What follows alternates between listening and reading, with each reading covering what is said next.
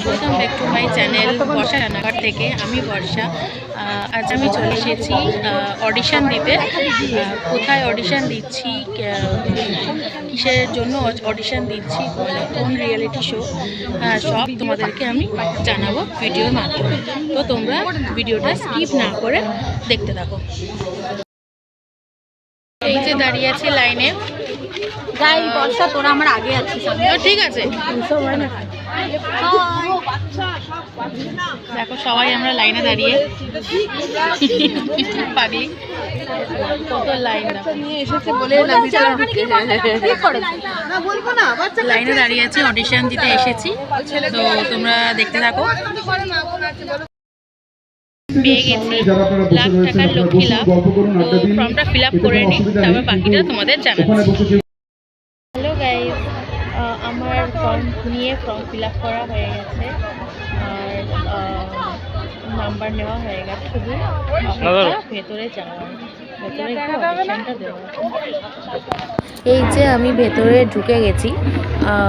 এইখানটা তোমাদেরকে যত দূর পাচ্ছি, যতক্ষণ পারছি তোমাদেরকে দেখানোর চেষ্টা করছি। এই পাশেই একটা স্টেজ আছে, এখানে অনেক রকম রিয়েলিটি শো হয়, অনেক কিছু হয়। তো এখানে ভিডিও করতে দিচ্ছে না, তো যতদূর পেরেছি দেখো এখানে সব অডিশন সবাই বসে আছে। দেখতে থাকো, এরপরে যখন যাবো সেটাও আমি তোমাদেরকে দেখাবো। সব দেখেছি, শুধু একটা জিনিস তোমাদেরকে দেখাবো, শুধু মিষ্টিটা তোমরা দেখে নাও। মিষ্টিটা তোমরা দেখো। এই যে আমি মাঝেরহাট স্টেশনে নেমে গেছি। মাঝেরহাটে স্টেশন আছে, হেঁটে হেঁটে এখন যাচ্ছি অটো ধরবো, তারপরে বাড়ি। তো সেই 12টায় বেরিয়ে এই ফিরছি। তো তোমরা পুরো ব্লগটা দেখো।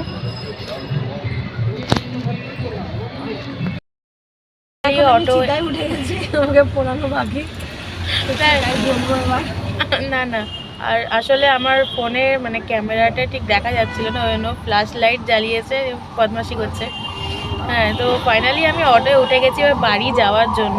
হ্যাঁ, ওখানে আমার ছেলেটা আর আমার মাম্পু ওখানে অপেক্ষা করে আমাদের জন্য বসে আছে। তুই লাইটটা দিবি যদি দে, না তো বন্ধ কর। তো দেখো পুরো লাল। ফাইনালি আমি বাড়িতে চলে এসেছি, বাড়িতে এসে গেছি। আর এদিকে আমার ছেলে পড়ে গেছে, পায়ে লেগেছে, সিঁড়ি থেকে পড়ে গেছে। খুব কান্নাকাটি করছিল। ঠিক আছে, এখন ও ভালো আছে। আর এই যে আমাকে অনেকক্ষণ পায়নি বলে এই যে আঠার মতো আটকে আছে আমার সাথে। তো ভিডিওটা এই পর্যন্ত, আর পরবর্তী ভিডিও নিয়ে তোমাদের সাথে আবার দেখা হবে। Bye bye.